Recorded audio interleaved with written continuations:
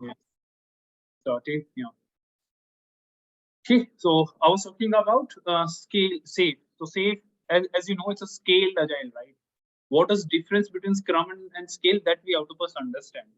Generally, Scrum we are using where we have a small team or we are working on a small project or products where max to max like one team or two teams we going to work like 10 to 15 or 20 maximum team members are working. So it's very easy to align, to communicate, to stick to one plan and stuff. But assume when there are 25 to 50 teams and like more than 1000 people are working on same product or same project, how they can communicate with each other?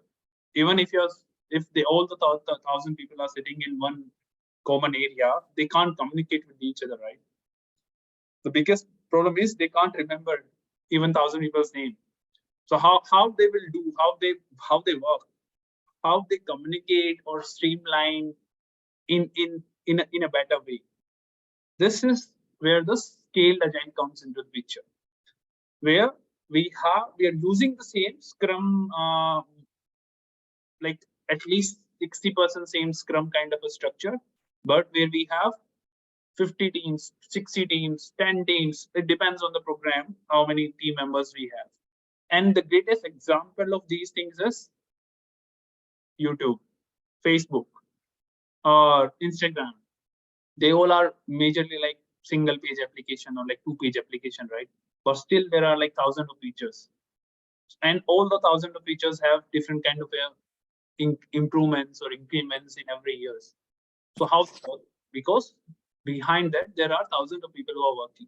So when the thousands of people are working on a single page application, they need some kind of a process. They need an alignment.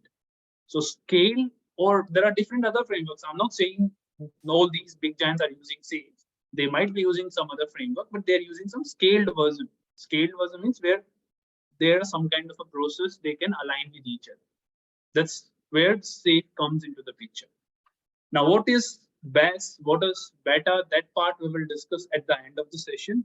Okay, why we should use Safe, why we should not use Scrum, or should we only stick to Scrum, we should not use Safe. These kind of things we will discuss. Before that, we will try to understand the basic of this. Okay, so there are two things. This session is divided in two things. First thing is I will give you a high level overview. The reason because if I'm going in depth of each and every part of the Safe, we need minimum 2 days of 6 hours of session. Like it's 12 to 14 hours of things where I can cover all topics. So in the next 1 hour, I will just cover, and then I will give you a very important part of the Safe is the PI event, where we are doing the planning of the 3 months, 2 months, that depends on the program and project to project. So these are the two things we will discuss. So let me quickly share my screen.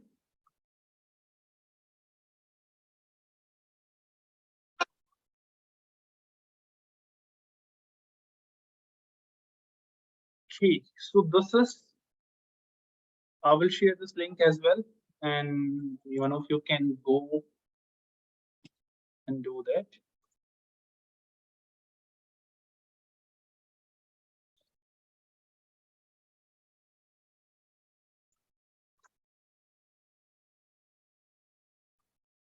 So this is what we are going to learn in next 1.5 hours. There are, and each and every section is having a good understanding and explanation. If you're clicking on these things, you will navigate to a different article related to that topic.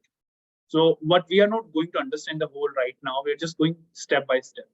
So first of all, to understand this whole process, we have to understand this business agility, because on the business agility, this whole Safe framework is established. So what is business agility? Let's try to understand this first.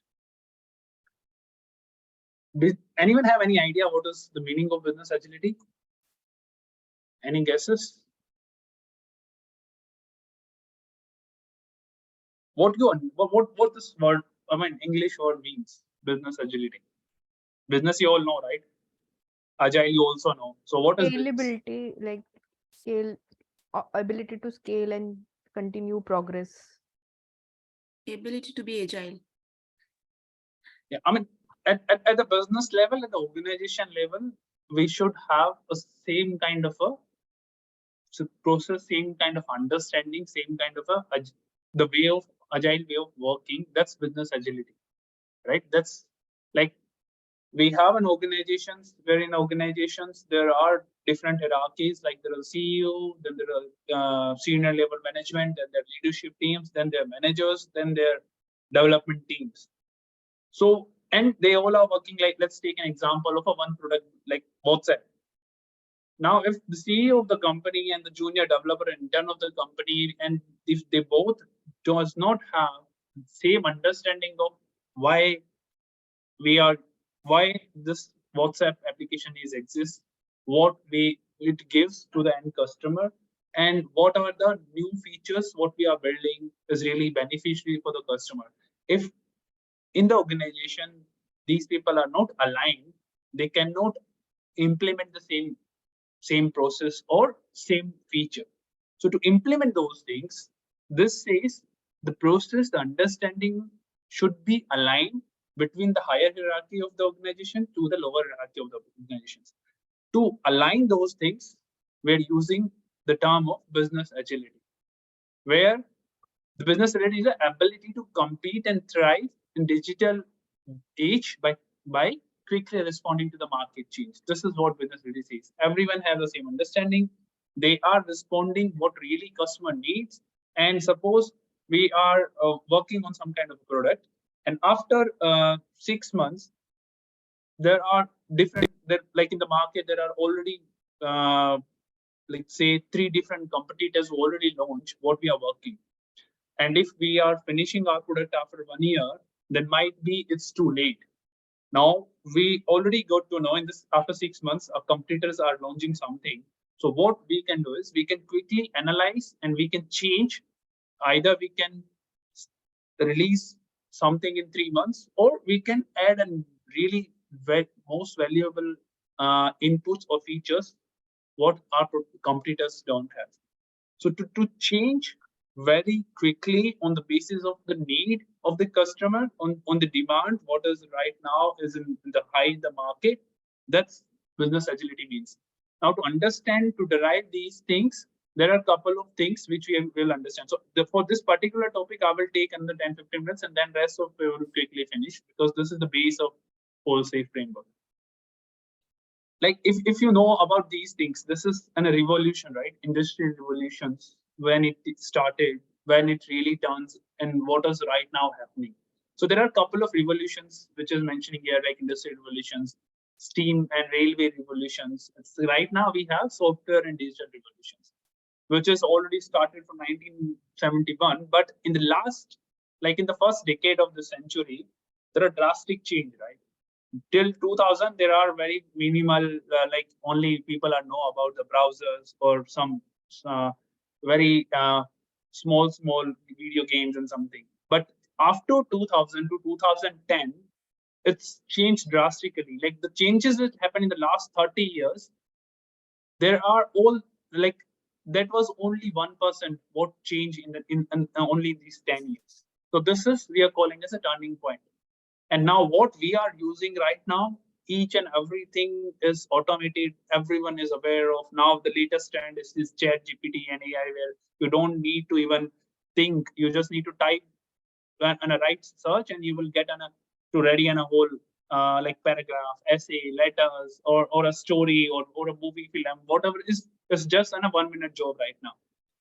So to reach at that level, we have to identify this turning point. Similarly, we are working on some kind of a product and projects. We are building something, and we know the actual MVP will come after 1 year. And if we are not continuously evolving and we are only stick to the plan, what is decided a year back, and after 1 year when we are releasing, we are might be way behind in the market, because during that 1 year, a lot of things already change. So what business agility says, if you are in some kind of a revolution, or if you think your project or your product is really giving some kind of a revolution, you also have to do a check how quickly we can release it to the customer, and how quickly we can get a feedback from them. So that's what this business agility talk about. Now, the main goal of business agility is customer centric. Whatever features, whatever development we are doing, everything is related to the customer centric. Customer is the king. We have to think through from the customer, like as a customer, how customer thinks, what benefit the customer will get from our product or project. That understanding we should have. Until unless we are not having that understanding and that benefit, we can't get it a right product at the end. So to deliver that, we have to understand that. And to achieve that part, the important thing is this value stream and this thing. So how value stream works, that we will talk about later when we are talking about the soul graph. These are the core values which we have to understand. Either it's on a SAFe or it's on a Scrum or it's on a traditional project management, what you are doing. These competencies are really helpful in each and every areas. Either you're playing in a Scrum Master role, project manager role, product owner role, team lead, QA manager, whatever role you are playing. If you understand all of these things, you will definitely get a benefit. Now, what are these 7 terminologies? The first one is enterprise solution delivery. What enterprise solution delivery says, when we are delivering something, we are working on something, we have to think as a company, as an organization, the process of delivery is streamlined in a way where we have timely checks. What kind of different timely checks we have? Like let's say take an example of same WhatsApp. Now in WhatsApp, we have different features, different sections of chat, video calls, audio calls, and sending a different kind of like emojis and stuff, right? And there are different teams who are working. And when we are releasing some kind of a upgrade in WhatsApp versions, all these features have some kind of a small change or small upgradation. Now, if there are like 100 teams who are working on this application and all these 100 features are working in parallel, and we have a same date where we are releasing all these 100 features, how we will do that? So to deliver that, we have an enterprise solution delivery where each and every stream, each and every part is connected. If you're talking about, let's take any 2 features of stickies. Now, if you remember, 1 year back, there was no feature in the WhatsApp chat where you can select, and then after that you can see there are smiley face and something. You can only send it like stickies or expressions through chat. But now you can send these things by selecting an individual message and you can respond, right? This is the one add-on feature in the chat. Similarly, when you're doing a video call, at that time also you can send the stickies and stuff. So same feature is used in multiple places. So there are some kind of alignment needed to do that whole integrations. That is what enterprise solution delivery says. When you're building and releasing a very big part, an alignment is required throughout the phases or throughout the teams. Second thing is agile project delivery. What agile product delivery says, when we are working in terms of a delivery phase, we have certain releases like quarterly release, monthly release, weekly release. So the product delivery should have some kind of a alignment. What alignment means, if we are releasing something, let's say end of this month, okay, you know you have a release and end of this month on this particular product, and to achieve the date, there are 10 different teams who really need to integrate their work. How they can do that? If they understand the agile product delivery concept, it's very easy for them to do that. Another thing is team and technical agility. Now, what is team and technical agility says? Whatever team members you have, and if each and every team members having the understanding of the process, having the understanding, what's the major problem in the teams when generally team members are working? They are not focused on the process side. They're only focused, okay, I'm a developer and I just need to develop this particular piece of story, and in 1 week I will only deliver this. That's what I'm expecting as a developer. But there is a process to deliver that piece of code or that piece of set that should have aligned, that individual should have understanding of why we are building that particular piece of story, what benefit it will get to the end customer, and that flexibility where one team member can easily reach out to anyone in that particular program or an organization. So that agility we need. Now, there are two, team agilities and technical agilities. Technical agility means in terms of technical stuff. Suppose if you're using some kind of a Java, let's take an example of a Java. There is a new upgrade needed to achieve a certain requirement of a client. And now you're only a developer, you can't do that. You know, if you really need to upgrade that particular piece, you need an approval or you need to get an alignment with the architect of your organizations or your program or something. How quickly you can reach out to that person, how quickly they will respond, how quickly they will understand your requirement, how they can suggest you an alternate options, or what benefit of your add-on or your suggestion is really bring to the end of the product. So that alignment between the teams, multiple teams and organization, it should be that much flexible where you don't need have to follow a process.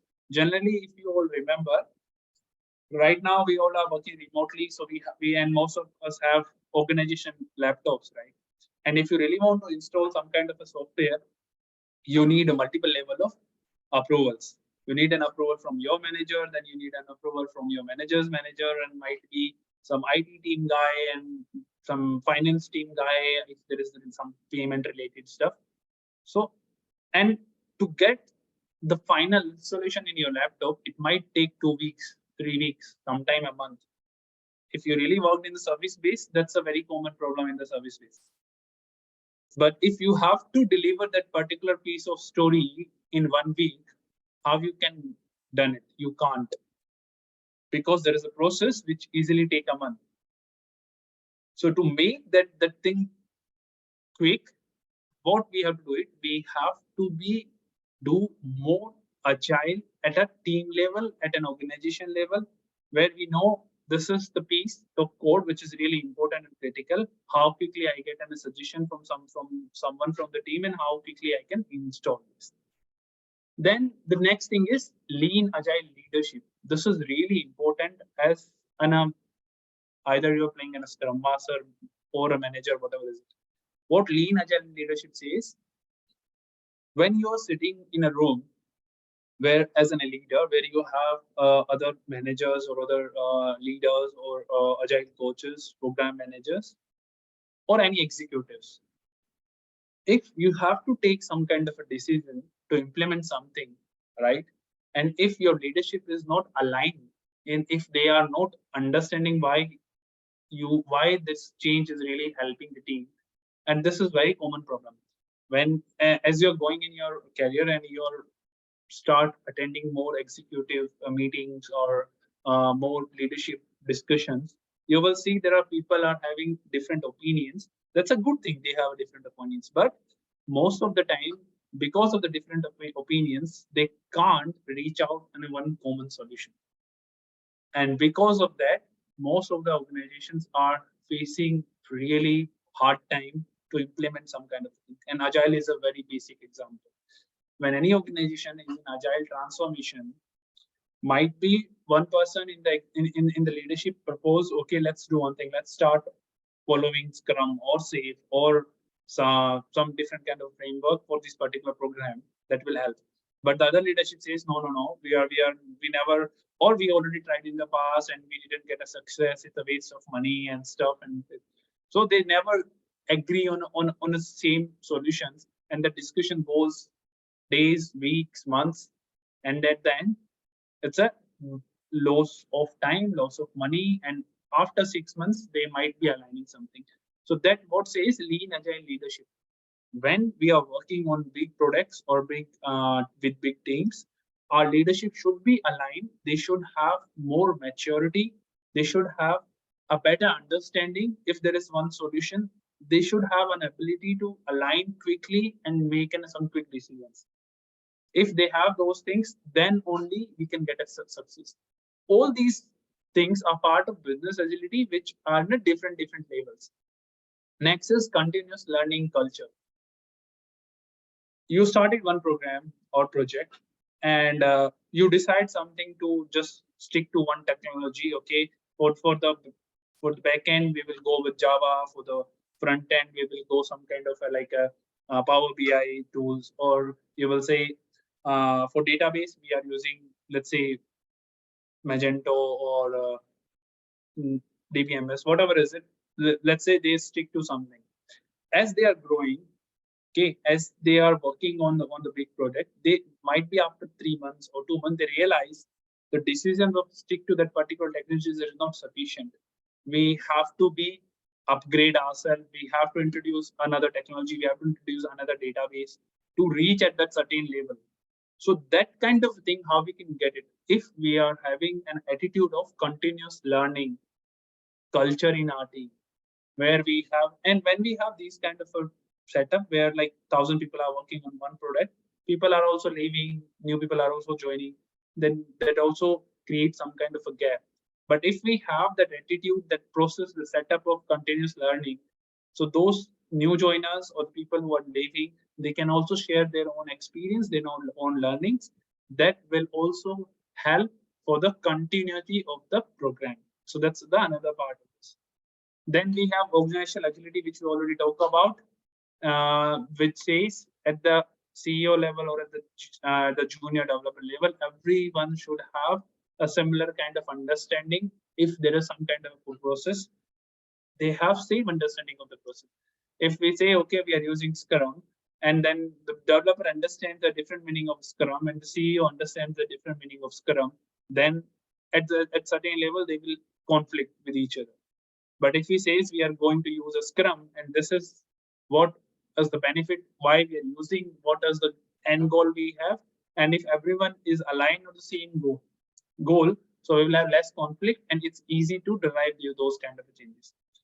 And then the last one is lean portfolio management. What lean portfolio management says, when we are talking about the like a team level, you decide something, then after that at solution level we define something, and then there's a portfolio level where we define something.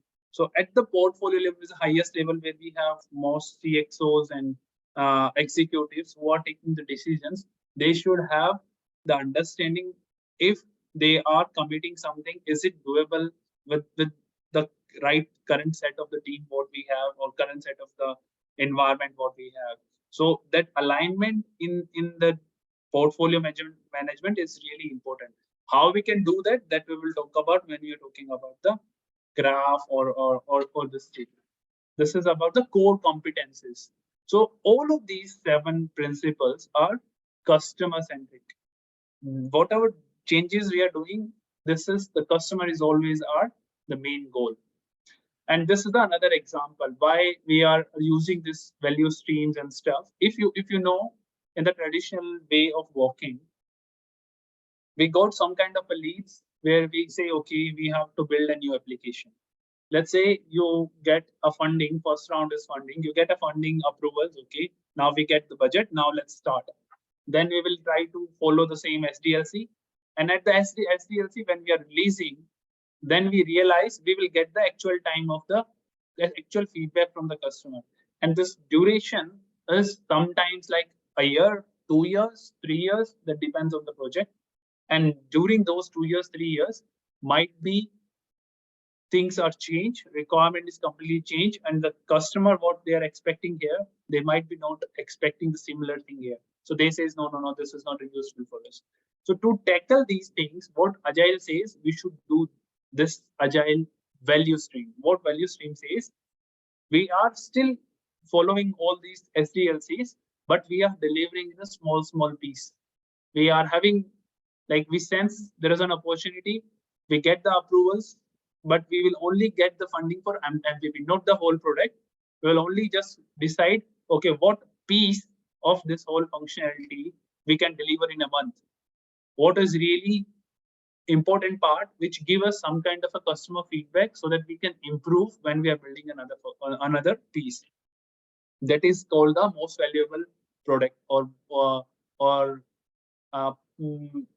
there are different 2 meanings of MVP. So but the most valuable product is the one we're generally using. So once we are only thinking for the most valuable projects, we organize around this. We connect with the customer. Once we are delivering the MVP, then we get the feedback, try to understand, and then accordingly we do the change. So this duration is now, instead of 18 to 24 months, might be only 3 months or 4 months. So you are building something in 3 months, and then you're going in front of the customer. Okay, this is what we are. The part one or the piece one or the version one is already ready. Can you just use it? Can you give us the feedback? And then we will get a feedback, and it's easy for us to align to do the changes. So that's what Ajay says. To achieve these things, to this business agility value, there are different kind of things which you can easily read out when you are going with these articles. Okay, so I will not go in the detail. This is the base, and all of these things what I talk about, you can read about in detail when you're clicking on these things. Like organization agility is here, lean portfolio management is also here.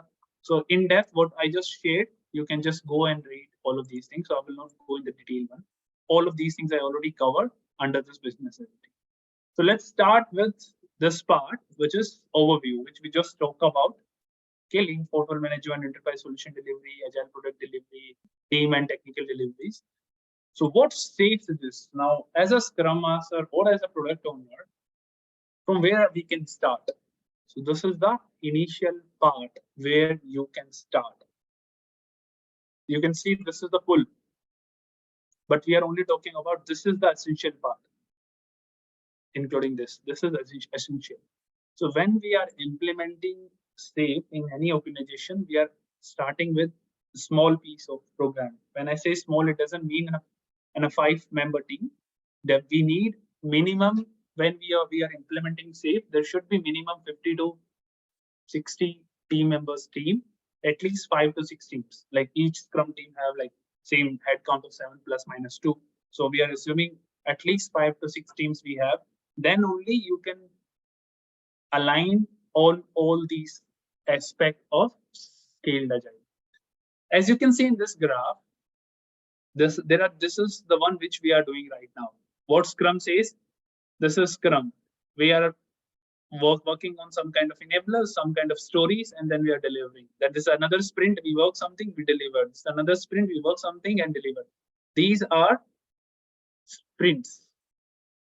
Okay, now how this state works in terms of the same sprint is, what we are doing is we are doing PI planning, and PI planning is an event where we are aligning for the next 3 months. In some organizations we are doing for 2 months, but generally the common we are going for the 3 months. So what PI planning event says, we have a 3-month of planning where we are going with 2 weeks of iteration, where we have 6 teams or 5 teams or 10 teams, but all of these are working in 2 weeks of delivery. So if I'm saying 3 months, that means, and if you're working on 2 weeks, you have 6 sprints. So after every 6 sprints, we have another PI event. So that's why you can see there is a PI event, and then there are a couple of sprints, and then there are another PI event, then there are again 6 sprints and another PI event. So that's how it works. So in the 6 months, when we are doing our PI event, this is a 2 days of event where we are planning our next 6 sprints. Where 5 sprints, we are actual development sprints, which you are working as a Scrum. And the last sprint is an innovative sprint, where you are just planning in next PI planning event, what are the stories or features you have to build. And those 5, we are delivering enablers and features. We will go into detail with the help of this. So I also prepared this for all of you that we will also talk about. But that's how we are working. So now scale is how we scale. Initially, when we talk about the Scrum, there is only one team who is working on certain values and stuff. Still, the team is following the same Scrum framework. But right now here, there are 10 teams who are aligned. So how they can align with each other, that is the part of this whole set. Now, so how it works? There are like some backlog. In the backlog, you might have 10 different features. Now, each team is taking on the basis of their own expertise. They will say, okay, If there are 10 features, team 1 will take first 2 features, team 2 will take third and fourth features, team 3 will take another 2 features. So that's how the 5 teams are divided their 10 features. Still, we have common backlog where we have 10 features, but instead of one team, there are 5 teams are working and they are aligning with each other. So that's we are calling as an art backlog. Art means agile release stream. What agile release stream is doing, when there are 5 teams are working, after 2 weeks, each team have they work something, they deliver something. The agile release stream, there is what they will do, they will align with all 5 teams, they collect what they finished, and then they integrate, and then they release, they deploy. So that's how the agile release stream works. So we have a backlog where we are prioritizing the features. After that, we are moving into this same team backlog. So in team backlog, each team, let's say team 1 finalize 2 features. So they will only talk about those 2 features. They brainstorm, they break down into stories, and then they estimate, and then they deliver in next 5 sprints. During those 5 sprints, means those 3 months, there are certain roles. RTE, the release train engineer, there's a role. Product owner is a role, and the Scrum Master is a role. So they are aligning with each other. So these are the ceremonies what we have. This is one ceremony where product owner, Scrum Master, and the team, they are aligning on the basis of feature level. Then we have another alignment where product management, release train engineer, system architect, they are aligning at essential level. Like if we have 10 features, what is the progress of all 10 features in weekly basis or sprint basis? They're aligning. If one of the team is lacking behind, they are not delivering on time. So how quickly they can just raise the flag, okay, this particular team, they might have delayed, they can't deliver any of one feature what they committed. So these kind of high level decisions we are doing are aligning with each other, where when I say product management team, which includes like, if there are 5 teams, all 5 product owners, all 5 scrum masters. So 10, then 1 release train engineer, and then system architect. There is a like architect for that whole program. Might be 1 person or 2 person or 3 person. So they all are aligning with each other. And then they are working in this way. Now, when we are working in this set of 3 months, where we have 6 sprints, this is the important part. Continuous exploration means every sprint, team is spending to explore the new ideas to deliver those items, what they committed.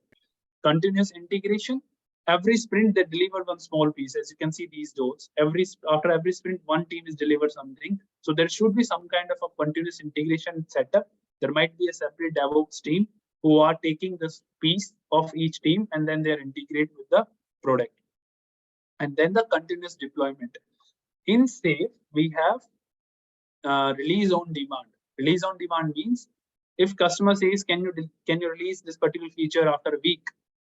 And then we quickly analyze, okay, it's doable. Let's finish it, and we will do that. And suppose we build these 10 features already built in next 6 months, but we haven't released right now. And customer says, can you release 6 features out of these 10 in after end of this whole PI?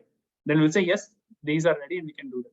So we are ready during the deployment, continuous deployment. It's after every sprint, after a release cycle, whenever we need, we can do that. So this is the automation part, which is really important. So there is a separate DevOps squad who are really working on continuous exploration, continuous integration, and continuous deployment. So this is the typical setup of our art agile release stream, which generally we are using in SAFe. Then now here, anyone have any queries on the structure before moving into the large? I have a question. It's not about this flow. I don't see a project manager in this scenario.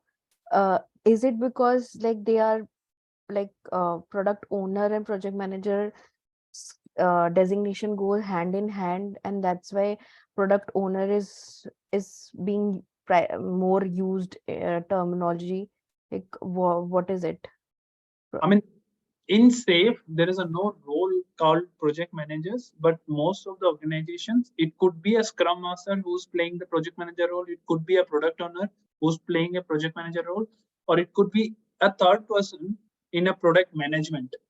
In Okay. product management, who is playing the role of project manager, but he's not a product owner and he's not a scrum master. That also possibilities. That Okay. depends on organization to organization, what structure they have. Okay. Yeah. But major roles defined is only product owner, scrum master. I mean, all the scrum roles, the team, 3, a scrum team. And then we have additional RTE, release train engineer. So this guy, release train engineer, is aligning with all those 5 teams and make sure whenever they build something, that will also be communicated with the DevOps squad, so they can also do the deployment. And if there is any change from the customer, so this, or is any team is lacking behind on their commitment, what they committed for next 3 months. So this person is constantly checking all these parameters. Like in the current organization where I'm working, I'm playing the role of RTE and Agile coach. So my goal is, we have 5 squads.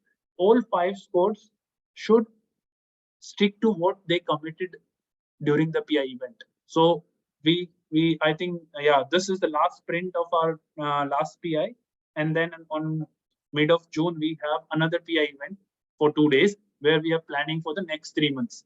So that's a quarterly planning we are doing on the PI event. So my goal as an RT is to make sure all those 6 teams are aligned what they committed at team level.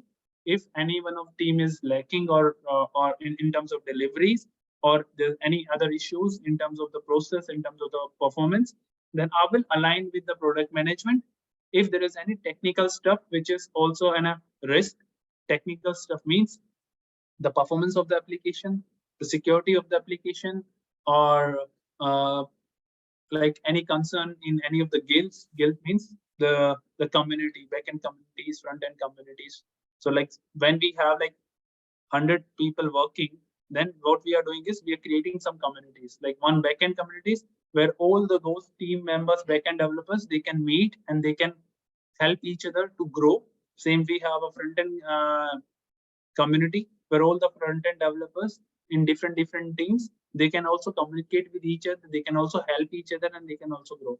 So as an RTE, if I get any sense any of these communities having any issues, I will also discuss with the system architects to be aligned, because the system architect is a team or is a one person.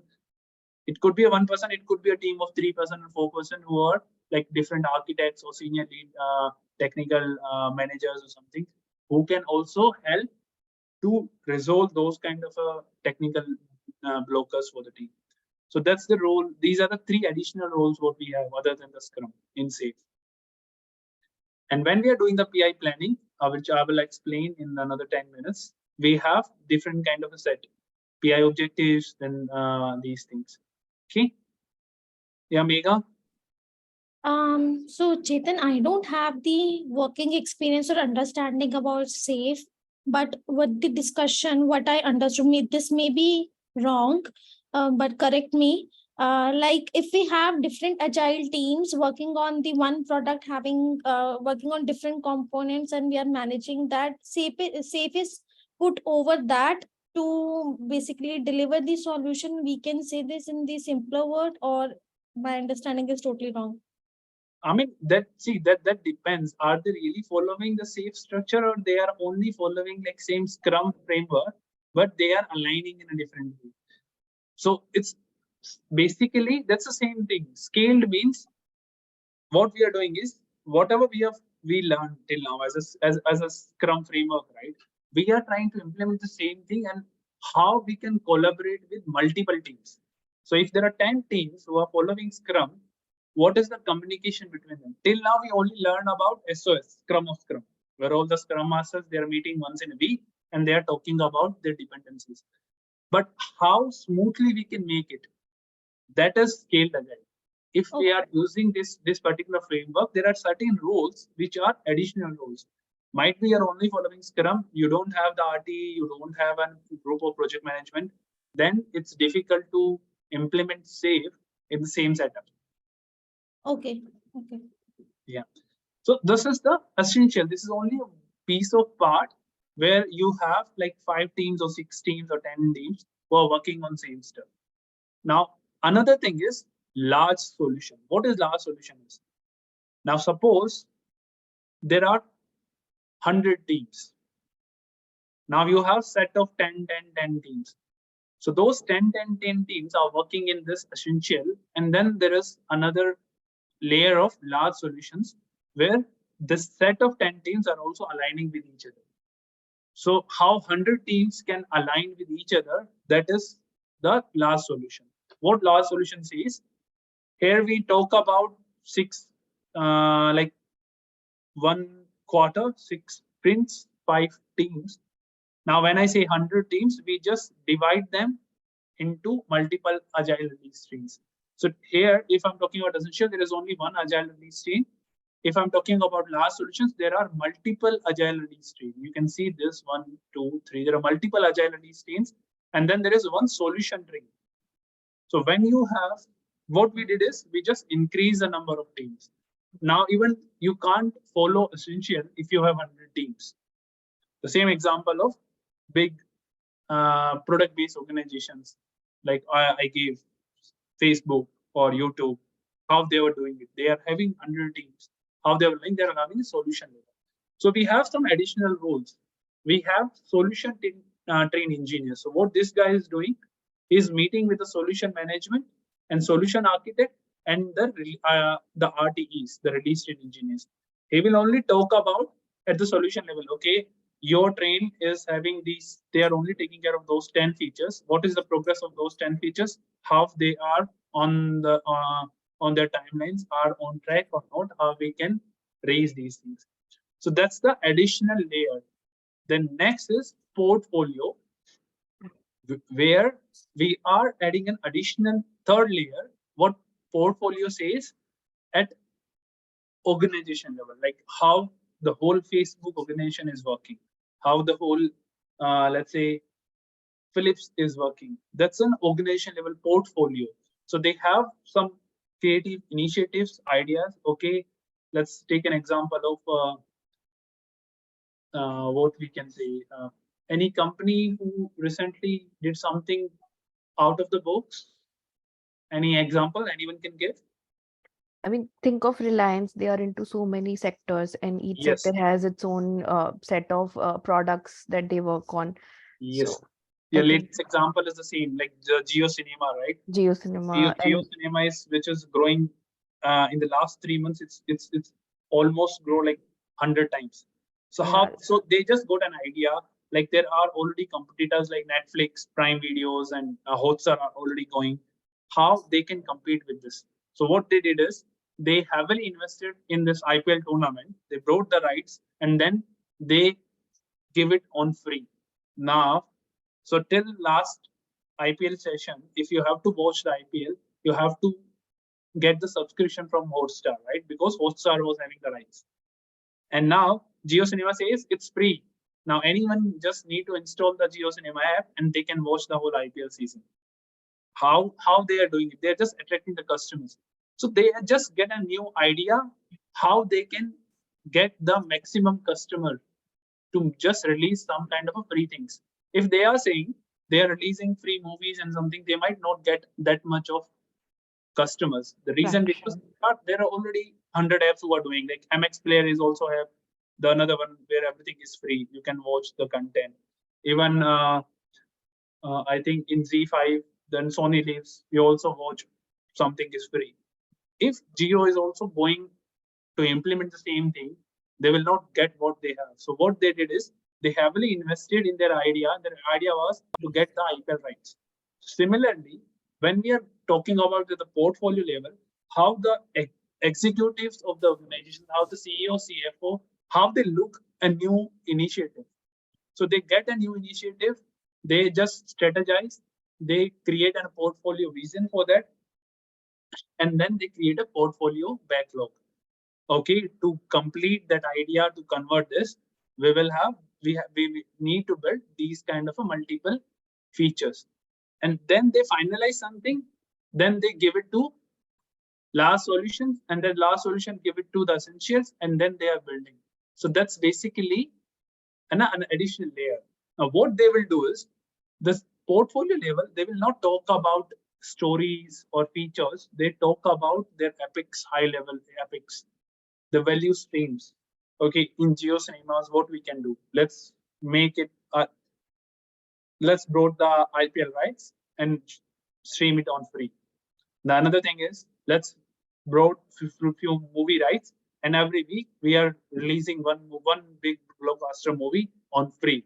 So those are the different kind of ideas what they are having. So at the executive levels, they are only talk about high level initiatives and how they can achieve that goal. Then they break down into different layers and then how it implemented at the team level. So that is the portfolio level implementation. And this is the full what is safe is something which is discussed at the portfolio level, then they will make it at the solution level where there are 100 teams are working on same things, and how the 100 teams are aligning. That's the smaller part of safe where the teams are aligned. Now, to understand this better, we have to understand only this PI concept. If we understand this PI concept, the rest everything is very simple. This is the complex part. Now, to how to understand this. So before going into this PI concept, anyone have any queries on any of these roles and layers of safe? Is this like popularly used in India, or it's a global like thing? Like, It's a global thing.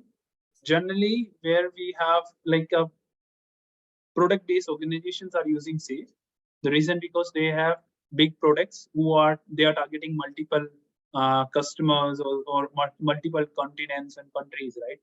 So the latest example, like my current client Signify, they are building different kind of appliances which are globally used. So they need something. There are like different kind of teams like who are aligning with each other. So they are using safe. Similarly, I've worked in the past. There are organizations like the example is where you have single application which is used by millions of users. So definitely there are hundred of team members who are working on that. So how streamlined we can make it. I'm not saying safe is the only options. There are other frameworks as well. We can also achieve through traditional way, like what the traditional PMP suggests. That also doable. But what benefits we will get if we are going through this safe or skilled agiles? It's easy to communicate. It's easy to deliver in a short span. Like every month, every week, you can release something on a production. But if you're going with the traditional, you can't release every week, every month. Anyone knows what was the release timing in Facebook? I mean, how frequently they are releasing? Anyone know this? Any guess? I think it's a weekly, some I get an update on my app. No. Anyone else?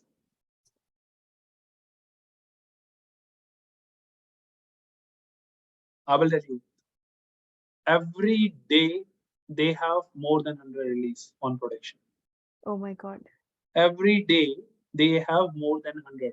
I don't remember the count. I think it's somewhere around 600 or 700 at least they have every day. So whatever Facebook or Instagram or YouTube application you're using, that is having continuous delivery so how they're doing. Let's say they figure out one quick bug. Okay. So there is a team who's working on that. They fix it. Now they fix it. They make it ready for the release. Then it deployed on multiple environments. They will sometimes certain automation scripts who are just validating that new change, and then they will quickly deploy. Sometimes they're doing so there are situations where in an hour they are doing more than 200 deployments. So if you have 200 deployments in an hour, that means every minute you have almost like 2 to 3 deployments. So that's the benefit. That's the benefit we will get when we have it. So how they can achieve these?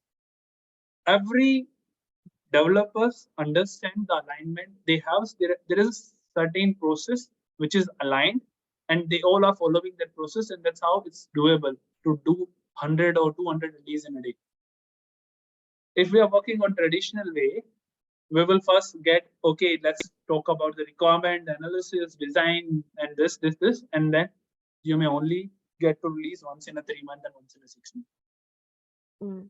So that's the difference. That's the benefit we will get with this scale frameworks. Okay.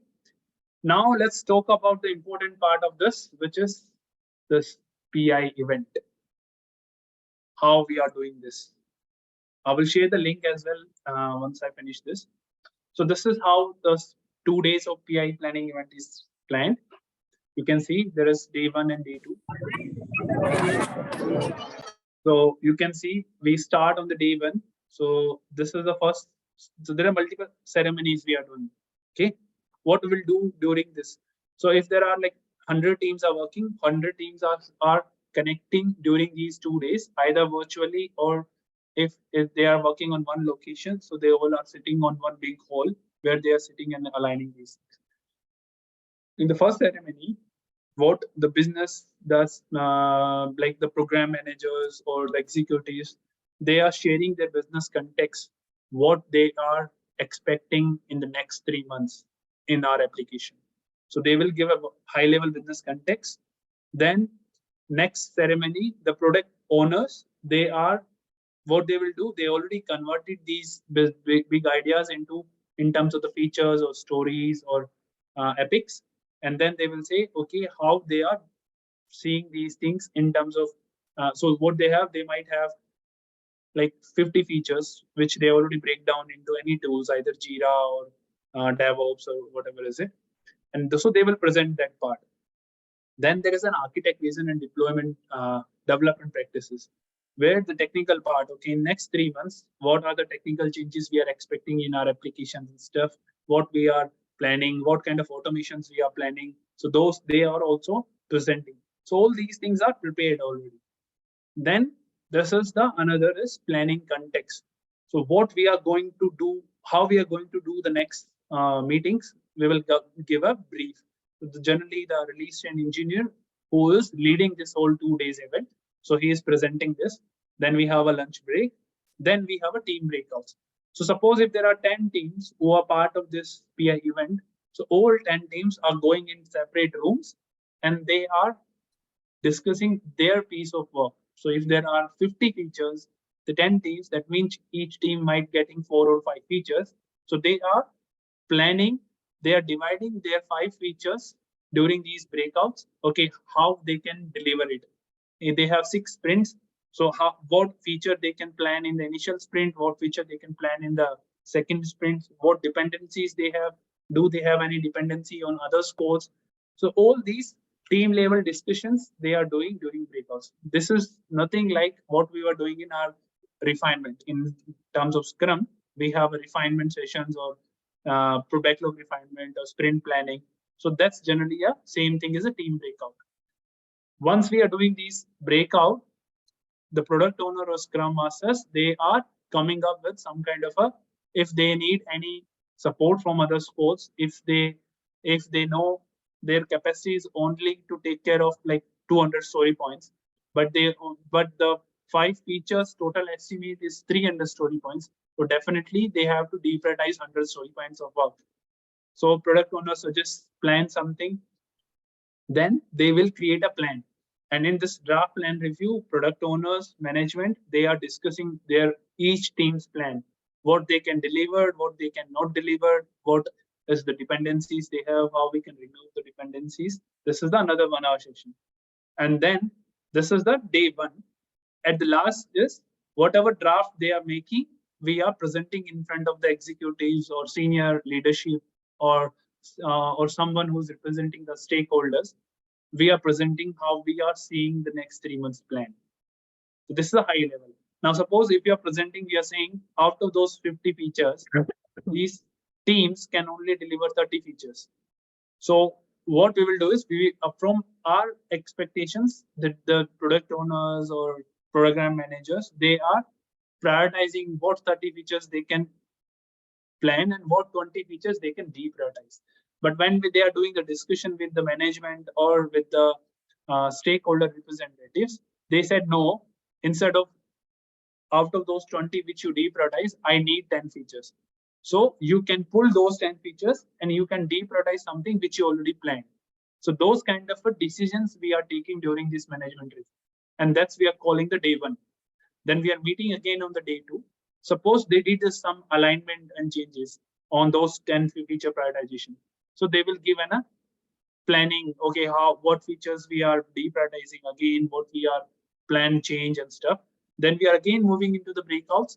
And suppose here we have 30 features, team finalize 30 features. And then after this meeting, we add 10 more. So during the breakouts, we are again discussing on those 10 new features. Can we fit in, where we can fit in terms of the sprint and capacities, what we have to deprioritize. Then again, they will do a final plan review. They did the adjustment for these 2-3 hours, then we will make it here. Till here, we have a draft plan of our next 3 months. Each team knows what they have to deliver in next 3 months, next 6 sprints. Each program, the whole program, executive leadership, they also understands how we can do this. And they also come up with dependencies or risk. For example, the risk is there might be one feature where we have to introduce some kind of a new payment system. And in the existing team setup, we don't have any developers who really have an experience of that kind of a payment setup. So that's a risk we have. So similarly, we are trying to identify the risk. Another risk is we might have the database space, which is very low. And the kind of feature we are working, we have to purchase more database. That's another risk we have. The kind of automation script we have, that is not sufficient because the 30 features which we are planning in next 3 months need more advanced level of automation. That's another risk we have. So we will try to, each team is give their own feedback, they identify their own risk, and their product owner and scrum masters, they are presenting their team's risk during this program risk meeting. And then with the help of leadership, with the help of RTE or STE or architects, we are using the ROAM matrix. We are saying how we can tackle those risks. Once we are done with this, then we are moving to the confidence vote. Let's say we all did all adjustments, capacity planning and everything. Then we will do our confidence vote. And then in the confidence vote, if we have 100 team members, all 100 team members are invited. They are saying, is it really achievable? Can we deliver what we committed? And if the confidence vote is towards 80%, 90%, then we are going. If the confidence vote is like 30%, 40%, 50%, that means we have to deprioritize some more work. Then we will again rework, and then we again do the confidence vote, and then we are doing a retrospective of those 2 days. What we learned during those 2 days, what risk we have, if any team members, any suggestions and feedback. So that retrospective items we are using, try to improve before our next PI event, which is having after 3 months. This is the 2 days event, what we are doing. Now, this is the detail. We have like sprints, what is the sprint start date, end date. If we have any holidays during those 3 months, we will also mention what is the different timings we have for Scrum, POC. So when we have the system demo. So all these things we are finalizing and we are aligning. And then after that, we have, this is our PI backlog. You can see, I said, right? This is our meeting timings, team breakouts time. So these are the links which generally we are using for those 2 days. Here we will see the actual work. When I say we have 50 features, so you will see the list of all the 50 features. So these yellow one are the features. And then these are the blue one are the features, and then the stories, which is the program level. And when we are doing our breakouts, then during the breakouts, this is the teams, like team 1, team 2, team 3, team 4, kind of we have team 10 teams. So each team, they are saying, okay, we are working on this feature. So they will pull the feature into their board and their stories. And then their plan, iteration is sprint. In which sprint they can deliver what story, and when they can finish the features. So that this is the board which they are using during the breakouts. And then what dependency this red line means, to deliver this particular feature, we have to first resolve this dependency. To resolve this dependency, we have to first resolve these two dependencies. And now you can see this feature is assigned to team 1, but the dependency on these two teams. So these kind of analysis we are doing are 2 days of planning. So we know these two teams, they have to finish the dependency between this sprint. If they finish it, that means this team can start on the next dependent item, and this team 2 will finish it in that sprint 2. So the team 3 can start to work on that feature on sprint 3rd. And in the sprint 4, we can release this feature. So that's how we are doing a planning. That's how we are doing alignment between multiple teams. If this particular team, suppose they said, okay, we can do it in sprint 1, but they spilled over for XYZ reasons, they can't finish it. So if they are moving this item from here to here, that means this team, they can't start here. So they will start after one sprint. If this team is starting here, that means this team cannot start it here. So this will go here. So if this will go here, that means they can't release it. So this release date will also push here. So that's how we are doing a planning.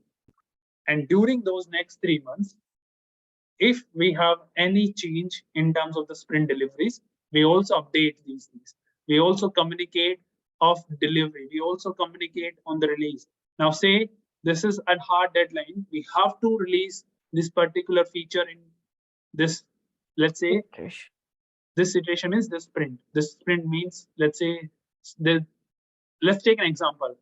We are working on e-commerce website. Let's take an example of Paytm. We have to release something. Why we have to release in the sprint 4? Because this is a Diwali time. And before Diwali, we have to release this feature. Now we can't postpone the release because we can't postpone Diwali. So that means we have to release it in this iteration. So to achieve this particular release date, we have to deliver this feature at least a sprint earlier. Now because, and then I will move back. Okay. Now this is the initial plan. But after sprint 1, this team, they couldn't deliver it. They are delivering here. But this is also fixed. Now how we can do it? Now instead of moving this dependency, can we say, can any other team help this team? And can both the teams are working on this dependency so that they can finish on time? So when we have these kind of spillovers, we will, as an RTE, as a program lead, we will quickly align and do a discussion. Okay, how we will take care of this dependency. And right now we know initial plan, this only one team is working. Can we divide this dependency in the part 1 and part 2? We will say, okay, this is part 1, and we will create another one which is assigning to this team, which is, say, let's take this.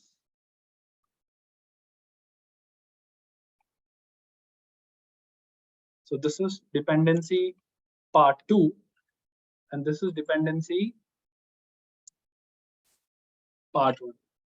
Now what we did, because this team, they couldn't finish it, but this team they don't have anything to release after this dependency. They are free here.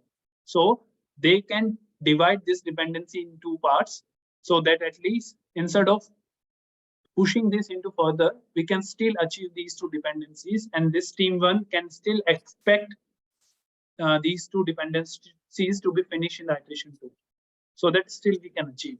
So these kind of high level of alignment we are doing during those 2 days when we are finalizing, but even when we are in the implementation phase, and during, if we couldn't finish it, we can quickly come here, we can check, we can divide, we can align with these 2 teams, and we can say who can take care of the ownership. So that's what this program mode helps. Okay. Then next is breakout, what I discussed. So suppose this team 1 is talking about, they are only taking the ownership of feature 1 and feature 3.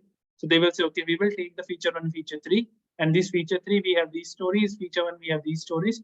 So in what iteration they can deliver what stories. So they will divide. So this is the team breakout. They are doing the discussions, and here they will talk about what is their objectives for these 2 features, what are the risks they have to deliver these 2 features, and what are the uncommitted PI objectives, like something which, if they have a bandwidth, suppose they finish this story here and in this sprint they have time, so either they can start earlier on these stories, or they can pick something from the uncommitted work. There are also some stories which is not planned. So these kind of discussions we are doing during the breakouts. And parallelly, we are also doing a check. So in this sprint, we have the capacity of 20. And when we are assigning these stories, we also say, okay, 8 plus 5 plus 3, this is 16. If we are suppose adding this story here, so this will go to 19. Can we take 19 story point of work in the sprint or not? So these kind of check we are also doing during the breakout. Let's take an example in this iteration. See, we only have an 8 story point of capacity. The reason might be 2 team members are going on leave. So we have a less capacity. So if we have a less capacity, we can't take similar 16 story point of work. We have to take less. So these kind of a capacity and load we also doing during the team breakouts at the team level. So each team have their own section. You can see there are 10 sections and each team are talking about their own features. Once they are done with this, then they are updating this program board. Once they update the program board, they also identify their risk. We are discussing their risk in the risk management. So here you can see the list of risks. Can we resolve those risks?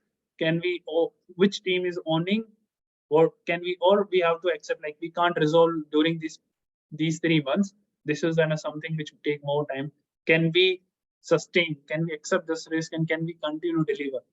Or if we have any mitigation plan, like okay, we will take one more like technical architect or developer, or we hire another QA, or we purchase a new automation license. So if we have any mitigation plan, then we will also write down to take care of those risks. So this is the raw matrix which we are using during this ceremony, which I mentioned here. During this program risk. So when we are doing this, we are using this ROM. And this is our retrospective. I said at the end, we are doing a retrospective. So each team is putting their own stickies, and then we will take some action items. And when we are doing next ceremonies, we will work on these action items. And this is the SOS checklist. Basically, Scrum of Scrum. If any team members have any checklist on these iterations, they will also make a note. And during those iterations, they can also come and do that. And they will mark it, which is done, which is still in progress. So that's also help to align during the, because if there are 10 teams, that means there are 10 Scrum Masters, 10 product owners. So how they can align? So with the help of SOS checklist, they are aligned with each other. So this is the whole PI event where we are doing a 3 months plan. And this is the only this part, PI planning. This is the explanation of PI planning event. That's how we are doing after that release. This is the end of SAFe. Now, do we have a full form for PI, or it's just how? Sorry? Program increment.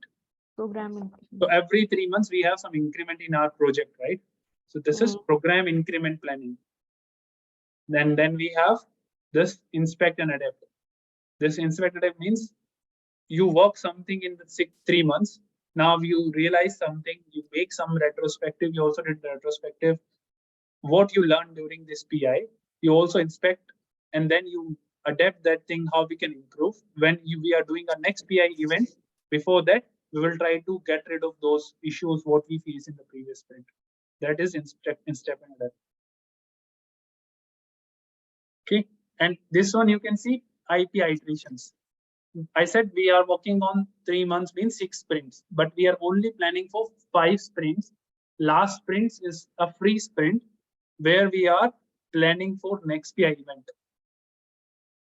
Planning means, if you look here, when we are going into 2 days of event, we have to identify those features. We have to break down those features into stories. So this program board should be ready before the event.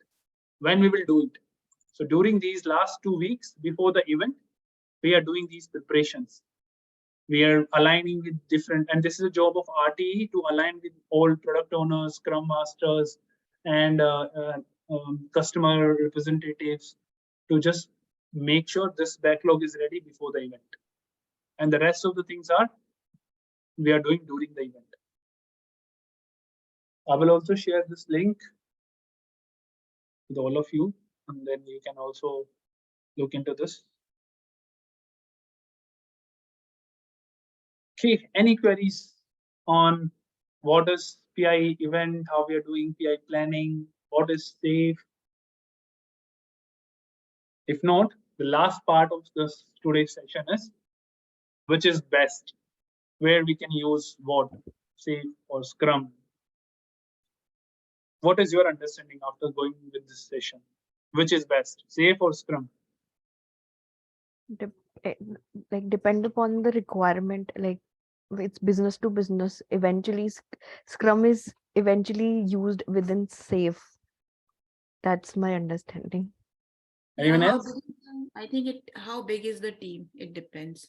For example, we have only 1 or 2 teams, so we don't require, or I would say, I will put it in that way, that safe is more of at organization level, and then comes the Scrum. Scrum is more of a team level. Mhm.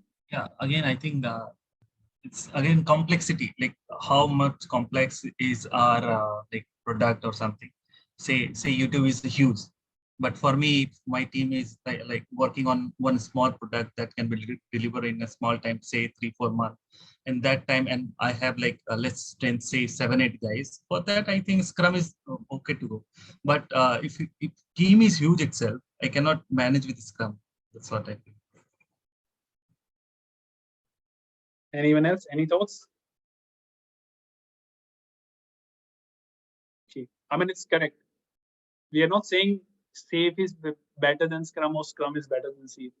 That also depends what team structures you have, what product requirement you have. Accordingly, your leadership decides what we can do it.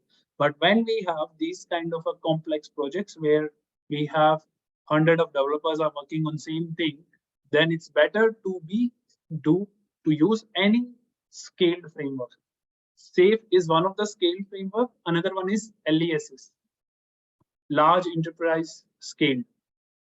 That's LESS. That's another framework, which is more simpler than this, where we have only Scrum teams, and then there is one release after 3 months, and they do it. We will talk about in some other sessions about LESS, but that's not, used in most of the organizations. In the globally, if I'm talking about in the big organizations, SAFe is used on the major product-based organizations, and Scrum is used on single small product applications where we have only one or two teams or 3 teams who are working on same product. They can still easily achieve with Scrum. They don't need to take the additional load of PI event or these additional ceremonies or additional like RTEs. They don't require, because there's only like 2 teams or 3 teams. So the Scrum Master can only align with each other. They can do that. So that's still Scrum is the easiest way to do that, right? But they both are used for the complex project. Complex project means where we have some kind of ideas and we don't know what is the outcome of that and how we can achieve it. So it's better if we are going with SAFe or Scrum, where we are continuously delivering to our stakeholders in a very quick span, like every sprint we can release, and then we will get a feedback from the customer, and accordingly we will decide our next sprint items or next PI items. So that's how this. So that's why SAFe or Scrum is used for the complex kind of a project. Okay. Now, last thing is Q&As. If anyone have any queries on this topic. This look huge. We have to, I think, read 1 or 2 times. Yeah, I mean it's not just that new actually. I feel it's actually there are some components which are new to me. What I feel, so I have to again read.